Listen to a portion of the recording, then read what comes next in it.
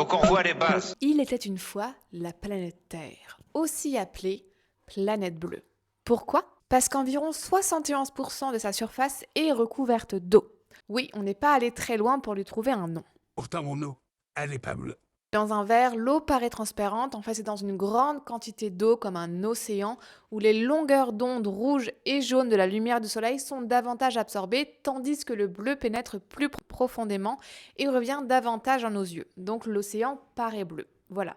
On avait dit qu'on reprenait les bases, donc on reprend les bases. L'eau. Sur Terre, il y a énormément d'eau. Environ 97,5% de l'eau présente sur la Terre est salée. Il reste donc environ 2,5% d'eau douce. Et dans cette eau douce, une grande partie est stockée dans les glaciers et les calottes polaires, une autre grande partie se trouve sous terre, et la quantité directement accessible dans les lacs, les rivières, les zones humides ou les sols est minuscule.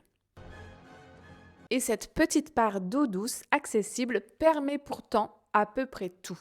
Les êtres vivants en dépendent, les plantes en dépendent, l'agriculture en dépend, l'eau potable en dépend, l'hygiène en dépend, les écosystèmes en dépendent.